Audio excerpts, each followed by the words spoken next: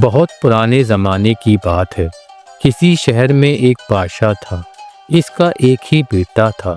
شہزادے کا نام شہریار تھا۔ شہزادہ شہریار نے بڑے ناز و نم میں پرورش پائی تھی۔ ضدی بھی بہت تھا اور خود سر بھی۔ بادشاہ اب بوڑھے ہو چکے تھے، چاہتے تھے کہ سلطنت کا کام شہریار کو سونپ دیں، لیکن انہیں یقین نہیں تھا کہ شہزادہ حکومت کے کام کو سنبھال پائے گا اور رعایا کے ساتھ عدل کر پائے گا۔ تو بادشاہ نے شہریار کا امتحان لینے کی ٹھانی۔ بادشاہ پڑوس کے علاقے کو اپنی سلطنت میں شامل کرنا چاہتے تھے۔ کافی دن سے لڑائی چل رہی تھی۔ بادشاہ نے شہزادہ شہریار کو یہ ذمہ داری سونپی کہ اگر تم اس ملک کو فتح کر لو تو میں سمجھ لوں گا تم حکومت سنبھالنے کے قابل ہو گئے ہو۔ تو شہزادہ ایک بڑی فوج لے کر روانہ ہوا۔ اپنی تدبیر اور بہادری سے ملک فتح کر لیا۔ واپسی پر بادشاہ نے شہریار کی تاج پوشی کی رسم انجام دی۔ ملک میں دو ہی خوشیاں منائی جا رہی تھیں، ایک فتح کی اور دوسری تاج پوشی کی۔ شہر میں نئی بادشاہ کی سواری دھوم دھام سے نکالی گئی۔ ایک خلقت دیکھنے کو امنڈ پڑی۔ وزیر کی نوعمر بیٹی کرن اپنی محل کی چھت پر بیٹھی جلوس دیکھ رہی تھی۔ جب بادشاہ کا ہاتھی وزیر کے محل کے پاس سے گزرا تو کرن کے پاؤں کی جھانجھر اتفاقاً کھل کر گر گئی اور ٹھیک بادشاہ کے گود میں آ کر پڑی۔ بادشاہ نے سر اٹھا کر دیکھا تو کسی لڑکی کی ہلکی سی جھلک دکھائی دی، کیونکہ لڑکی فوراً ہی کود کر بھاگ گئی۔ بادشاہ جانتے تھے کہ یہ وزیر کا گھر ہے اور لڑکی یقیناً وزیر کی بیٹی ہی ہوگی۔ بادشاہ کو ایک شرارت سوچی۔ اگلے دن دربار لگا کر بادشاہ نے وزیر کو بلا کر کہا، میرے ایک سوال کا جواب دو۔ اگر نہیں دے سکتے تو تمہیں تمہارے عہدے سے ہٹا کر نکال دیا جائے گا۔ سوال یہ ہے، تمہارے گھر دال پکی، ہم نے گھر بیٹھے چکی۔ وزیر بڑا پریشان ہوا اور گھر آ کر خاموش اور فکرمند بیٹھ گیا۔ کرن وزیر کی اکلوتی اور لاڈلی بیٹی تھی۔ باپ کو پریشان دیکھ کر باپ سے پوچھا کہ ابا کیا بات ہے، آپ کیوں پریشان ہیں؟ وزیر نے بہت ٹالنے کی کوشش کی کہ یہ بچوں کی سمجھنے کی بات نہیں ہے، لیکن وہ نہیں مانی۔ آخر وزیر کو بتانا پڑا، بیٹی نہ جانے کیا بات ہے، یہ نئے بادشاہ مجھ سے ناراض ہیں، شاید مجھے ہٹانے کا بہانہ ڈھونڈ رہے ہیں، اسی لیے ایسا سوال کیا جس کا کوئی جواب ہی نہیں ہے، اور جواب نہ دینے کی صورت میں بادشاہ مجھے نکال دے گا۔ کرن نے سوال پوچھا، کیا سوال ہے وہ؟ وزیر نے بتایا، تمہارے گھر دال پکی، ہم نے گھر بیٹھے چکی۔ کرن نے کہا، بس اتنی سی بات کے لیے آپ پریشان ہو گئے، اس کا جواب دے دیا جائے گا۔ آپ کل دربار میں جا کر بادشاہ سے سال بھر کی مہلت لے آئیے، کہیے گا کہ مشکل سوال ہے، سوچنے کے لیے وقت درکار ہے۔ وزیر کی سمجھ میں کچھ نہیں آیا، لیکن ایسا ہی کیا جیسا بیٹی نے کہا تھا۔ مہلت دے دی گئی۔ اب کرن نے وزیر سے کہا کہ اپنے بھروسے کے ماہر مستریوں کو بلائیے اور اپنے گھر سے بادشاہ کی خوابگاہ تک ایک سرنگ کھدوائیے، کسی کو اس بات کا پتہ نہیں چلنا چاہیے۔ سرنگ سال بھر کے اندر اندر تیار ہو جائے، اور ہاں، ان مستریوں کو گھر کے اندر ہی قید رکھیں تاکہ جب تک کام پورا نہ ہو جائے بات باہر نہ نکلے۔ وزیر نے کہا، بیٹی میری تو کچھ سمجھ نہیں آ رہا، تم کیا کر رہی ہو اور یہ سرنگ کیوں کھدوا رہی ہو؟ بادشاہ کو خبر ہو گئی تو جان سے ہاتھ دھونے پڑیں گے۔ کرن بولی، ابا جان آپ فکر نہ کریں، اگر آپ چاہتے ہیں کہ بادشاہ کو ان کے سوال کا جواب مل جائے تو میرا کہاں مانیے، ورنہ یوں بھی جان کہاں سے بچے گی۔ وزیر نے ایسا ہی کیا۔ ماہر کاریگروں کو بلا کر کام سمجھایا اور ان کے رہنے کا انتظام اپنی ہی محل میں کرا دیا۔ سخت پہرا تھا۔ سرنگ کھدنی شروع ہو گئی۔ رات دن کام ہوتا رہا۔ جب کام بادشاہ کے محل تک پہنچا تو सिर्फ दिन में काम होने लगा, क्योंकि दिन के हंगामों में किसी को कोई आवाज नहीं सुनाई देती थी। साल भर के अंदर सुरंग तैयार हो गई। सुरंग का दरवाजा बादशाह की मसीरी के पीछे खुलता था, लेकिन ऐसे के ऊपर से कुछ नजर नहीं आता था। जब मोहलत की मुद्दत पूरी हुई तो किरण पहली रात दुपट्टा ओढ़कर घूंघट निकाल कर बादशाह की ख्वाबगाह में पहुंची। झांझर बादशाह की मसीरी के पास एक तपाई पर रखी हुई थी और बादशाह अभी जाग रहे थे। किरण ने अदब से सलाम किया और झांझर लेकर वापस मुड़ी तो बादशाह ने कहा, किरण मेरे सवाल का जवाब कहाँ है? किरण बोली, हजूर आपके सवाल का जवाब ये है कि 6 महीने कुंदन खुदाई, 6 महीने पटन पटाई, झांझर लेके घर आई, दाल कहाँ से चिकन पकाई और झपट कर सुरंग के रास्ते दौड़ते हुए घर वापस आ गई। अगले दिन वजीर ने कहा, बेटी आज मोहलत की मियाद पूरी हो गई। बादशाह सलामत जवाब मांगेंगे तो क्या कहूँगा? किरण ने जवाब दिया, अब्बा आप इत्मीनान से दरबार जाइए, बादशाह कुछ नहीं पूछेंगे। वजीर की कुछ समझ नहीं आया, लेकिन बेटी से बहस फजूल थी। डरते डरते दरबार में गए। तमाम वक्त जान सूखती रही। बादशाह तमाम सरकारी कामों की बातें करते रहे। इस सवाल के बारे में कोई बात नहीं कही। वजीर ने इत्मीनान की सांस ली और बेटी की समझदारी के कायल हो गए। बादशाह लाजवाब तो हो गया था, लेकिन दिल ही दिल में बड़ा पेशेमान था कि एक लड़की ने इसे लाजवाब कर दिया। इसे नीचा दिखाने की तरकीब सोचता रहा। एक दिन वजीर को बुलाकर कहा, वजीर आजम माँ बदौलत को बैल का दूध चाहिए, या तो बैल का दूध लेकर आओ वरना सर कलम कर दूंगा। वजीर घर आकर अफसरदा और परेशान हो गया। किरण समझ गई कि बादशाह ने बदला लेने के लिए फिर कोई शगुफा छोड़ा है। बाप से फिक्री का सबब पूछा तो वजीर बोला, क्या बताऊं बेटी, बादशाह मेरी जान का दुश्मन हो गया है। पिछली बार तो तुमने संभाल लिया था, अब फिर जान से मारने की धमकी दी है। किरण ने पूछा, अब क्या चाहते हैं बादशाह सलामत? वजीर ने बताया कि इन्हें बैल का दूध चाहिए। बताओ भला मैं बैल का दूध कहाँ से लाऊं? किरण बोली, अब्बा जान आप भी जरा सी बात पर परेशान हो जाते हैं। कल दरबार में जाकर बादशाह से साल भर की मोहलत ले आइए। कहिएगा कि बैल का दूध तलाश करने में इतना वक्त तो लग ही जाएगा। वजीर ने ऐसा ही किया और मुंतजिर रहा कि इसकी बेटी इससे कोई फरमाइश करेगी, लेकिन किरण ने ऐसा कुछ नहीं किया। इत्मीनान से बैठी रही। देखते ही देखते साल भर गुजर गया। जिस दिन मोहलत की मुद्दत पूरी होनी थी, इस दिन सुबह ही सुबह इसने नौकरानी जैसे कपड़े पहने और कुछ छोटे छोटे कपड़ों पर हल्दी के धब्बे लगाकर और धोबियों वाला डंडा लेकर नदी पर पहुंच गई।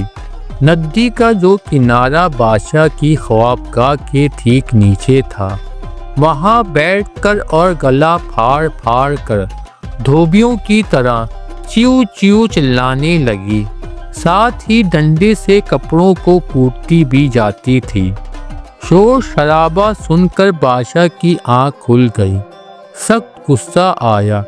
खिड़की से झांक कर देखा तो घूंघट निकाले एक लड़की नजर आई जो चिल्ला चिल्ला कर कपड़े धो रही थी। बादशाह ने डपट कर पूछा, ए लड़की कौन है तू और क्या कर रही है? इस किनारे तक आने की तेरी हिम्मत कैसे हुई? लड़की बोली, बादशाह सलामत का इकबाल बुलंद हो। रात को मेरे बाप के यहाँ बच्चा पैदा हुआ, इसके पोतड़े धो रही हूँ। बादशाह को हंसी आ गई। बाप के बच्चा पैदा हुआ है या माँ के यहाँ?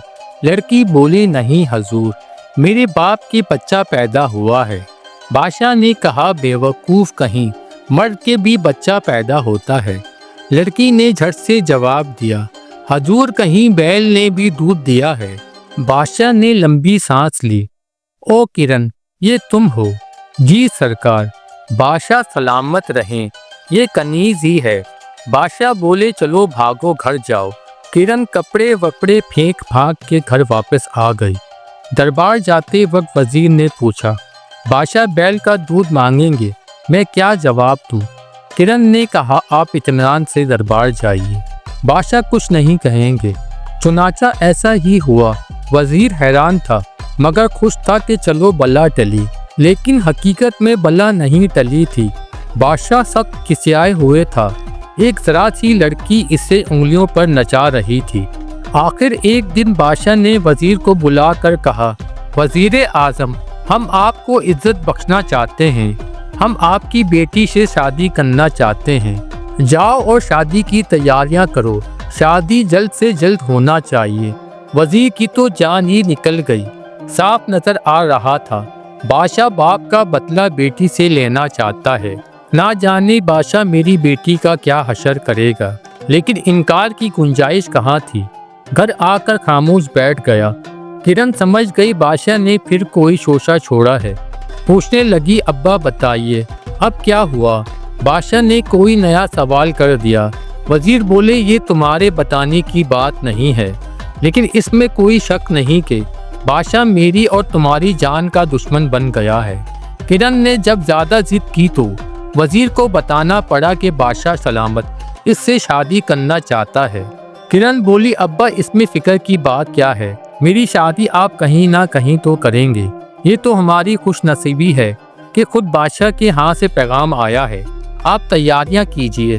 किरण ने बाप को तसल्ली दी, लेकिन दिल ही दिल में घबराई हुई थी कि अब क्या होता है। बादशाह की फितरत को वो अच्छी तरह पहचान गई थी। दोबारा की तरह अपनी हार का बदला वो जरूर लेगी, लेकिन इसने अल्लाह से दुआ की कि वो हर इम्तिहान में कामयाब करे। खैर धूमधाम से शादी हुई और किरण रुखसत होकर बादशाह के महल में उतरी, लेकिन इसे बादशाह की ख्वाबगाह में पहुंचाने के बजाय महल के दो दराज के एक कोने में एक छोटे से कमरे में पहुंचा दिया गया, जहां एक कुत्ता और एक बिल्ली पहले ही मौजूद थे। इतने में बादशाह आया। इसने दुल्हन का मुंह तक नहीं देखा। बादशाह बोला, किरण, ये तुम्हारा आखिरी इम्तिहान है। तुम्हें इस कुत्ते और बिल्ली के साथ साल भर के लिए इस कमरे में बंद किया जा रहा है। तुम्हें अपनी ज़रूरत की हर चीज़ इस रोशनदान नुमा खिड़की से मिल जाया करेगी, लेकिन तुम ना किसी से मिल सकोगी और ना बात कर सकोगी। बाहर की दुनिया से तुम्हारा कोई राब्ता नहीं होगा। साल भर बाद जब मैं ताला खोलूं तो तुम्हारे इस कुतिया और बिल्ली सबके बच्चे होने चाहिए, वरना मैं तुम्हें और तुम्हारे बाप दोनों को जान से मार दूंगा। इतना कहकर बादशाह ने दरवाज़ा बंद करके इसमें बड़ा सा ताला डाला और चाबी जेब में रखकर चला गया। थोड़ी देर के लिए किरण फुंसी रह गई। ऐसा लगा जैसे मौत धीरे धीरे इसकी तरफ बढ़ रही हो, लेकिन वो फितना अंगेज थी। इसने हिम्मत हारना नहीं सीखा था। इसने अल्लाह से मदद मांगी और दुआ की कि ए अल्लाह, तू जानता है कि मैं बेकसूर हूँ, तू मजलूमों की मदद करता है, मेरी भी मदद कर और मुझे रास्ता दिखा। दुआ मांगकर इसका दिल हल्का हो गया और खोया हुआ एतमाद वापस आ गया। 2-3 दिन इसने हालत का जायजा लिया। सुबह शाम इसी खिड़की से, जो ज़मीन से बहुत ऊंची थी और बहुत छोटी थी, इसका और कुतिया और बिल्ली का खाना मिल जाता, ज़रूरत का सारा सामान मिल जाता। दरबार से लौटते हुए बादशाह रोज़ शाम को एक चक्कर लगाता और पूछता, फितना अंगेज क्या कर रही हो? वो जवाब देती, हजूर की जान और माल की दुआ मांग रही हूँ। हालात का जायजा लेने के बाद चौथे दिन इसने कोयले से अपने दुपट्टे के कोने पर अपने बाप को खत लिखा कि जल्द से जल्द मेरे कमरे से अपने घर तक एक सुरंग खुदवा दीजिए। ये काम 1 माह में मुकम्मल हो जाए और किसी को भनक ना हो। जुम्मे की जुम्मे महल की जमेदारनी आकर कमरा और बाथरूम साफ करती थी। एक पहरेदार दरवाजे पे खड़ा रहता था। फितना अंगेज ने मौका देखकर जमेदारनी को बाथरूम में बुलाया और अपने सच्चे मोतियों की माला इसे इनाम देते हुए कहा कि मेरा ये दुपट्टा मेरे बाप वजीर को पहुंचा दो। जमेदारनी राजी हो गई ایک تو انعام کا لالچ تھا، دوسرا اسے بھی اس کمسن خوبصورت وزیر زادی سے ہمدردی ہو گئی تھی۔ اس نے دوپٹہ اپنے کپڑوں میں چھپا لیا اور سیدھا جا کر چھپکے سے وزیر کو دے دیا۔ وزیر نے اسے مزید 2 اشرفیاں دی اور تاکید کی کہ اس کی خبر کسی کو نہ ہو۔ جمیدارنی نے اپنا وعدہ نبھایا اور اپنا منہ بند رکھا۔ وزیر نے 50-60 وفادار مزدوروں کو لگا کر اسی دن سے سرنگ کھودنی شروع کر دی اور 1 مہینے کے اندر اندر سرنگ تیار ہو گئی۔ فتنہ انگیز نے راحت کی سانس لی اور وہ کھانے کے اوقات اور بادشاہ کے آنے کے وقت کو چھوڑ کر اپنا باقی وقت اپنے باپ کے محل میں گزارتی۔ اس کے پاس وقت کم تھا۔ اس نے گانے ناچنے والی کمسن اور خوبصورت لڑکیوں کا ایک گروپ تیار کیا اور بادشاہ کے مقابل خیمے لگا کر اپنی نوٹنکی شروع کر دی۔ کچھ ہی دنوں میں نوٹنکی کی شہرت دور دور تک پھیل گئی۔ لوگ دور دور سے تماشا دیکھنے آنے لگے۔ فتنہ انگیز خود پردے میں رہتی تھی، لڑکیاں ناچتی گاتی اور کھیل دکھاتی۔ ہوتے ہوتے شہرت بادشاہ کے کانوں تک پہنچی۔ بادشاہ نے حکم دیا کہ ان سے کہو کہ محل میں آ کر تماشا دکھائیں۔ فتنہ انگیز نے پردے کے پیچھے سے بادشاہ کے ہرکار سے کہا کہ بادشاہ سلامت سے سلام عرض کرنا اور کہنا ہم لوگ ایران سے آئے ہیں، عزت دار ہیں، کسی کے محل یا گھر میں تماشا نہیں دکھاتے۔ بادشاہ سے عرض کرنا کہ ہماری دعوت قبول فرمائے اور ہمارے ڈیرے پر آ کر ناچ دیکھیں۔ اس جواب نے بادشاہ کا اشتیاق اور بڑھا دیا۔ ایک رات فتنہ انگیز کا حال چال پوچھنے کے بعد بادشاہ نوٹنکی والے ڈیرے پر پہنچ گیا۔ لڑکیوں نے بہت عمدہ ناچ پیش کیا۔ بادشاہ نے انعام دیا اور پوچھا تم لڑکیاں ہی ہو یا تمہارے ساتھ کوئی بڑا بھی ہے؟ لڑکیوں نے بتایا کہ ہماری ملکہ ہے، وہ پردہ کرتی ہے، کسی کے سامنے نہیں آتی۔ بادشاہ کا اشتیاق اور بڑھا۔ اس نے کہا کہ اپنی ملکہ سے کہنا ہم ان سے ملنا چاہتے ہیں۔ لڑکی اندر سے جواب لائی۔ ملکہ نے کہا وہ یوں تو کسی کے سامنے نہیں آتی، لیکن آپ اس ملک کے بادشاہ ہیں، آپ کے سامنے آ جائیں گی، آپ کل تشریف لائیں۔ بادشاہ واپس آ گیا اور بڑی بے صبری سے اگلی رات کا انتظار کرنے لگا۔ اگلی رات فتنہ انگیز نے خاص طور پر بناؤ سنگار کیا۔ ایک تو کرن تھی خوبصورت اور حسین سنگار نے اس کے حسن میں 4 چاند لگا دیے۔ بادشاہ سلامت تو دیکھتے ہی رہ گئے۔ اس نے ادب سے سلام کیا، پان پیش کیا اور بولی تہے نصیب کی بادشاہ سلامت میں کنیز کا مان رکھتا ہے۔ بادشاہ نے فتنہ انگیز کی صورت تو کبھی نہیں دیکھی تھی، لیکن آواز سن کر چونکی۔ بولے ہمیں ایک ضروری کام یاد آ گیا، ہم ابھی آتے ہیں۔ فتنہ انگیز سمجھ گئی کہ بادشاہ کو شک ہو گیا ہے۔ بادشاہ سیدھے راستے گیا اور سرنگ کے راستے ان سے پہلے کمرے میں پہنچ گئی۔ بادشاہ نے آواز دی فتنہ انگیز کیا کر رہی ہو؟ جواب ملا حضور کی جان و مال کی دعا کر رہی ہوں۔ حضور خیریت تو ہے؟ آج دوبارہ کیسے تشریف لائے؟ بادشاہ نے کہا یوں ہی تمہاری یاد آ رہی تھی، اس لیے چلے آیا۔